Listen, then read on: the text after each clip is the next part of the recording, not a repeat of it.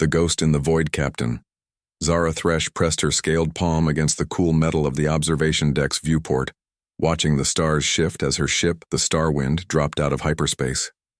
The necrosector stretched before them, a graveyard of dead worlds that had once belonged to the mysterious humans. 20,000 years had passed since the last human signal had been detected anywhere in the galaxy, yet here she was, following a faint energy signature that shouldn't exist. The bridge crew of the Vorthon Coalition vessel worked quietly behind her. Zara's species, the Vorthons, had evolved from reptilian ancestors on a high-gravity world. Their natural caution and methodical thinking made them excellent explorers of dangerous space. Today, that caution was working overtime. "Captain," called Lieutenant Nix from the sensor station, his voice carrying the subtle hiss that marked all Vorthon speech. "The energy signature is stronger now. It's coming from the fourth planet's orbital zone." Zara turned from the viewport, her amber eyes reflecting the bridge's soft lighting. "Any signs of active technology?" "That's the strange part, Captain. The reading suggests something massive, but it's barely registering on our instruments, like it's there but not there at the same time." Commander Jex Torvak, Zara's second-in-command, stepped forward. His scarred face bore the marks of too many battles with space pirates. "Captain, I must advise caution. Human space has been dead for 20 millennia. If something's out there, it might not be friendly." Zara nodded slowly. The humans were legends, now stories told to young cadets about a species that had burned bright and vanished completely. Some said they had transcended physical existence. Others believed they had simply destroyed themselves in their endless wars. But the Vorthon Archaeological Council had sent her here because old records suggested something else entirely. "Take us in slowly," she ordered. "Full sensor sweep, shields at ready." As the Starwind approached the fourth planet, a dead rock scarred by ancient bombardment, something extraordinary began to resolve on their screens. What had appeared to be empty space suddenly shimmered, and a massive vessel materialized before them. The ship was enormous, easily 10 times the size of their exploration cruiser. Its hull was a dark metal that seemed to absorb light rather than reflect it. Strange geometric patterns covered its surface, and along its length, thousands of small windows glowed with a soft blue radiance.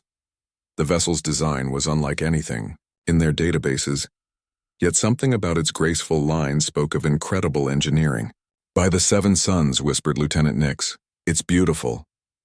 It's been there all along, Zara realized. Some kind of cloaking technology we've never seen before. Commander Torvak's hand moved instinctively to his sidearm. "Captain, we should report this to Coalition Command immediately."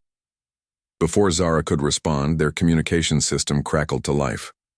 A voice spoke in perfect Galactic standard, but with an accent that marked it as something ancient and refined. "Greetings, Vessel Starwind of the Vorthon Coalition. I am Arya, Autonomous Response Intelligence Array of the human vessel Eternal Sentinel. We have been waiting for contact." The bridge fell silent. Zara felt her heart rate increase, a natural response her species had developed over millions of years of evolution. "You're human?" "I am an artificial intelligence created by humans, Captain Thresh. My creators entered deep stasis 20,000 years ago, but I have maintained watch. Your approach has triggered automated awakening protocols." "Stasis?" Zara exchanged glances with Torvak. "Why would an entire species enter stasis?" "To survive what was coming, Captain, and to prepare for their return when the time was right."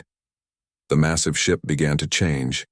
Sections of its hull opened like flower petals, revealing vast chambers filled with a soft, pulsing light. Through the transparent sections, Zara could see rows upon rows of cylindrical pods stretching into the distance. "There are so many," she breathed. "The Eternal Sentinel houses 50,000 humans in cryogenic suspension," Arya explained.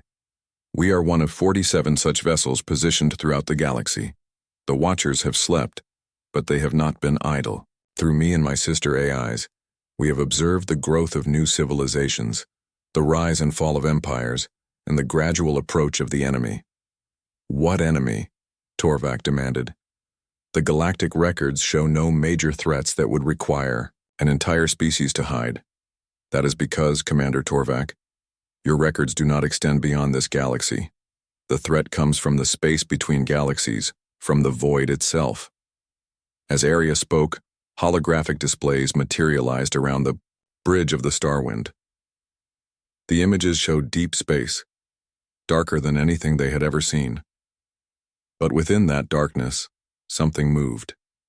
Shapes that defied description writhed through the void, consuming light itself. We call them the Devourers, Arya continued.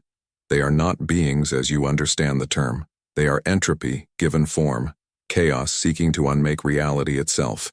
20,000 years ago, human scientists detected the first signs of their approach. Our greatest minds calculated that they would reach our galaxy within 21,000 years. Zara stared at the horrifying images. You've been preparing for 20,000 years? Preparing and learning. While humanity slept, we have studied every species that has risen in the galaxy. We have mapped every planet, every resource, every potential ally.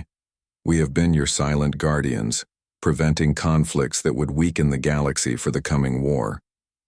The Thalrian Zephyr War that ended so suddenly, Torvak said slowly. The plague that mysteriously stopped spreading through the outer rim colonies. The asteroid that was diverted from destroying New Kepler. All our work, Arya confirmed.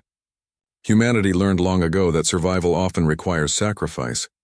We sacrificed our place in the galaxy to ensure the galaxy itself would survive. The implications were staggering. Zara felt the weight of 20 millennia of hidden history settling on her shoulders. And now you're waking up because our sensors have detected the first Devourer scouts entering the Galactic Rim. The enemy has arrived 1,000 years ahead of our calculations. The time for hiding is over. As if responding to Arya's words, the Eternal Sentinel began to emit a deep, resonating tone that seemed to vibrate through space itself. The sound carried harmonics that touched something primal in Zara's mind, a call that spoke of ancient purpose and desperate hope. What is that sound? She asked. The Awakening Song, Arya replied. It is being broadcast to every hidden human, facility, every sleeper ship, every guardian station we have placed throughout the galaxy. After 20,000 years of silence, humanity is calling itself home. Across the galaxy, the song reached its intended targets, on hidden asteroid bases, in camouflaged space stations beneath the surfaces of supposedly uninhabited worlds. Ancient systems came online. Cryogenic pods that had maintained their precious cargo for 200 centuries began their revival sequences. In medical bays that had waited in perfect stasis, human hearts began to beat again. Dr. Kenton Voss was among the first to wake.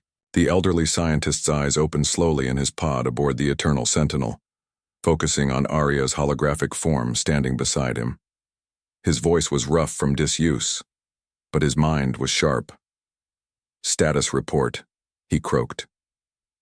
The early warning. Systems have detected Devourer scouts in the outer rim, Dr. Voss. We are beginning full awakening protocols. Voss sat up slowly, his body remembering how to function after its long sleep. Around him, other pods were opening, revealing men and women from every human ethnicity, every walk of life that had existed 20,000 years ago. They had been chosen not just for their skills, but for their adaptability and their unwavering determination to ensure humanity's survival. How many of the new civilizations have achieved spaceflight? Voss asked as he dressed in the simple gray uniform that had been prepared for him.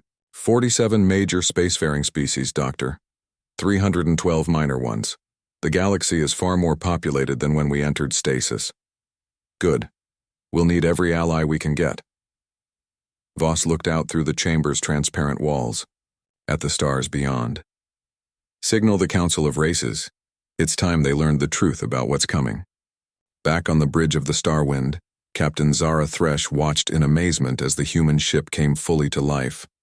Lights cascaded along its hull in complex patterns, and smaller vessels began emerging from hidden bays. Each one was sleek and purposeful, clearly designed for war. Captain, Arya's voice had taken on a more urgent tone. I must ask something of you. Your species has a reputation for fair judgment and careful thought. Humanity will need advocates among the galactic community. Will you help us convince the other races that we have returned not as conquerors but as protectors? Zara looked at her crew, seeing uncertainty and fear in their eyes, but also something else. Hope. If what Arya claimed was true, then the galaxy faced a threat beyond imagination, but they would not face it alone. What do you need us to do? She asked. Help us wake the galaxy, Arya replied. Help us prepare for the storm that's coming, because in exactly 6 months our long-range sensors indicate the main devourer force will breach the galactic barrier. And when that happens, every living thing in this galaxy will need to stand together, or everything we know will cease to exist. The Eternal Sentinel began to move, its massive bulk gracefully turning toward the galactic core. Behind it, the first of the awakened human fleet fell into formation. After 20,000 years of silence, humanity was returning to the stars. But they were not returning to reclaim their old empire. They were returning to save everything they had once called home. When Titan's wake 3 weeks had passed since the awakening of the Eternal Sentinel, and the galaxy had not been the same since. Reports flooded communication networks across civilized space as ancient human installations revealed themselves on dozens of worlds. What had been empty systems suddenly bustled with activity as ships emerged from hidden bases that had masqueraded as asteroids for 20 millennia. Admiral Sarah Chen stood on the bridge of the newly awakened dreadnought New Terra, watching the vast fleet assembling around them. She was a tall woman with silver-streaked black hair and eyes that had seen too much of war. Before the Great Sleep, she had been humanity's youngest fleet admiral.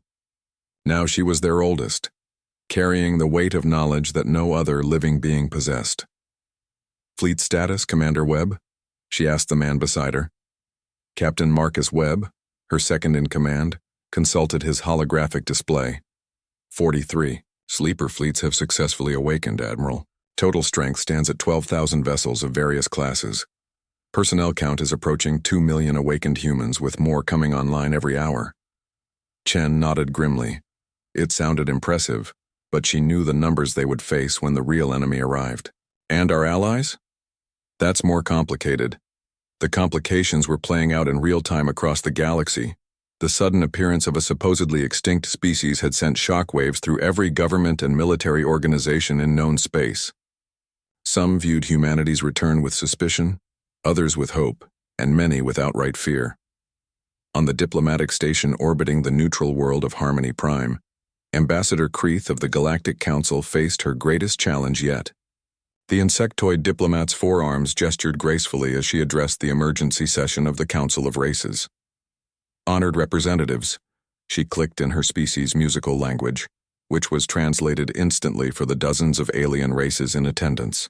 We face a choice that will define the future of all life in this galaxy. The chamber erupted in a cacophony of sounds as different species voiced their concerns, fears, and demands. The Zephyrian delegates' tentacles writhed in agitation. How can we trust a species that has been spying on us for 20,000 years? They could have been manipulating our development, controlling our growth. Because, came a new voice from the chamber's entrance, if we had wanted to control you, you would never have known we existed. All eyes turned to see Dr. Kenton Voss entering the chamber, flanked by Captain Zara Thresh of the Vorthan Coalition. The elderly human moved with dignity despite his recent awakening, carrying a data pad that held 20 millennia of accumulated knowledge. I am Dr. Kenton Voss, he announced, his voice carrying clearly through the chamber's acoustics. I was Chief Scientific Advisor to the Human Federation when we made the decision to enter stasis. I'm here to tell you the truth about why we left and why we've returned. Ambassador Kreeth's compound eyes focused on the human. Dr. Voss, the Council will hear your testimony, but understand that many here view humanity's sudden return with great suspicion. Voss nodded and activated his data pad. The chamber's central holographic projector came to life, showing images that made several delegates recoil in horror. The devourers writhed across the display, their impossible forms defying comprehension. 20,000 years ago, our deep space monitoring stations detected these entities approaching from the void between galaxies. We called them devourers because that is what they do. They consume reality itself, unmaking matter and energy at the quantum level. The Aquarian delegate, a being of living water held in a containment suit, rippled with distress. These images, they cannot be real. Such things violate the fundamental laws of physics. They operate outside our physics, Voss replied grimly. They exist in a state of controlled entropy, spreading chaos wherever they go. When they consumed the Andromeda Galaxy 200,000 years ago, we detected the gravitational echoes. That's when we began our preparations. Gasps and horrified sounds filled the chamber. The destruction of an entire galaxy was beyond the comprehension of most species. You're saying, the crystalline representative sang in harmonic tones, that humanity knew of this threat for 20,000 years and said nothing? We said nothing because we needed you to develop naturally, Voss explained. Every species they had encountered before was either absorbed or destroyed because they tried to fight conventionally. We realized that diversity, not unity of thought, would be our greatest weapon. So we hid, we watched, and we learned from every one of you. He gestured, and new images appeared showing technological marvels that incorporated design elements from every major galactic civilization. Vorthon defensive systems, Zephyrian biotechnology, crystalline energy matrices, Aquarian fluid dynamics. We have spent 20 millennia combining the best of every species into weapons and defenses that might actually work against the Devourers. Ambassador Kreith leaned forward. And you expect us to simply trust you with this power? I expect you to help us use it, Voss replied. Because in 5 months and 12 days, our long-range sensors indicate the main Devourer swarm will breach the galactic barrier. When that happens, every world, every species, every individual life in this galaxy becomes their target. The chamber fell silent as the weight of his words settled over the assembled delegates. Finally, the Vorthon representative, Elder Korath, spoke up. What do you need from us? Everything, Voss said simply. Your fleets, your technologies, your courage. Most importantly, we need you to trust that humanity learned something important. During our long exile, we are stronger together than apart. While the diplomatic negotiations continued, Admiral Chen was facing a more immediate crisis. The new Terra's sensors had detected something at the galaxy's edge that made her blood run cold. Confirm that reading, Lieutenant, she ordered. The young human officer at the sensor station looked up with pale features. Confirmed, Admiral. 3 Devourer scout vessels have breached the galactic barrier. They're heading for the Kepler sector. Chen felt her heart sink. The Kepler sector contained 17 inhabited worlds and over 2 billion sentient beings. Ita? 4 days at their current speed. Signal Admiral Morrison on the Defiant. Tell him to prepare Task Force 7 for immediate deployment, and get me a direct line to every military commander in this galaxy. Within hours, the message went out across every communication network. For the first time in 20,000 years, humanity was addressing the galaxy directly. Admiral Chen's image appeared on screens throughout civilized space. Citizens of the galaxy, she began, her voice steady despite the magnitude of what she was about to reveal. I am Admiral Sarah Chen of the Human Defense Fleet. Our species has returned to warn you of a threat that endangers every living thing in our galaxy. She gestured, and the horrifying images of the Devourers filled screens across dozens of worlds. These entities have consumed entire galaxies. They are approaching our home, and they cannot be reasoned with, bargained with, or defeated by conventional means. They can only be stopped by unity, by cooperation, and by the combined strength of every species working together. The response was immediate and chaotic. Some worlds began evacuation procedures. Others mobilized their fleets. Many simply panicked. But in the Kepler sector, something remarkable happened. As news of the approaching threat spread, the various species began working together. Zephyrian medical ships began evacuating civilian populations while Vorthon defensive platforms were hastily constructed around key worlds. Crystalline entities provided energy shields, while Aquarian vessels used their unique propulsion systems to ferry supplies. When the first Devourer scout ship entered the Kepler system, it found not easy prey, but a united defensive line. The battle was unlike anything recorded in galactic history. The Devourer ship was a nightmare of twisted geometry that seemed to bend space around it. Where it passed, stars dimmed and planets began to lose cohesion, but the combined fleet that met it was ready. Human vessels, their designs incorporating 20,000 years of accumulated knowledge, led the charge. Their weapons fired coherent streams of quantum-locked matter that could maintain structure even in the presence of entropy fields. Vorthan ships provided defensive screens while Zephyrian bioships adapted in real time to counter the Devourer's reality-warping effects. The battle lasted 18 hours. When it ended, the Devourer scout ship was destroyed, but at a terrible cost. 12 Allied vessels were lost, their crews dissolved into quantum foam. Admiral Chen stood in the aftermath, watching the debris field where brave beings had given their lives. Commander Webb approached her with a report. "Casualties are confirmed, Admiral. But we learned something important. The combined technologies can hurt them. The integration works." Chen nodded slowly. "Signal the fleet. Begin implementing protocol. Omega. It's time to wake up the real defenders." Across the galaxy, new signals began broadcasting.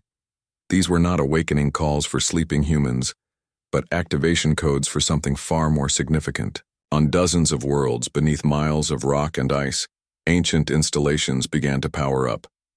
The Forge worlds were awakening. These massive automated factories had been built in secret over thousands of years before humanity's exodus. Each one was capable of producing a fleet of warships in months instead of years. But more importantly, they could produce them using the combined technologies of every species in the galaxy. Dr. Voss stood before the Council of Races one final time as reports of the successful defense of Kepler reached them. "Honored delegates, we have proven that together we can fight these entities.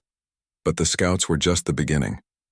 Intelligence gathered from the destroyed vessel indicates the main swarm contains over 10,000 Devourer ships. The numbers were staggering, but something had changed in the chamber. Where before there had been suspicion and fear, now there was grim determination." Elder Korath of the Vorthans was the first to speak. "The Vorthan coalition pledges its full military support to the defense of the galaxy." One by one, the other delegates followed suit. Even former enemies put aside their differences in the face of existential threat. Ambassador Kreeth clicked her mandibles in what her species considered a smile. "Then it is unanimous. The Galactic Defense Pact is hereby established. May the cosmos have mercy on us all." As the delegates dispersed to prepare their worlds for war, Dr. Voss remained behind with Captain Thresh. The Vorthan captain looked at the elderly human with new respect. "Doctor, can we really win this?" Voss gazed out at the stars through the station's viewports. Somewhere out there, an enemy beyond imagination was approaching. But for the first time in 20,000 years, he felt something he had almost forgotten. Hope. "Captain, 20,000 years ago, humanity made a choice to sacrifice everything we had built to give the galaxy a chance to survive. Today, the galaxy has chosen to stand together. That's something the Devourers have never faced before." Turned to her with a weary but determined smile. "They may consume reality itself, but they've never tried to devour hope, backed by the combined will of an entire galaxy. Let's find out which force is stronger." In the depths of space, the massive Devourer swarm continued its relentless approach. But this time they were not heading toward helpless prey. They were approaching the united species of an entire galaxy, armed with weapons forged from 20,000 years of preparation and powered by something the Devourers had never encountered. The unbreakable determination of beings who refused to surrender their home without a fight. The greatest battle in galactic history was about to begin.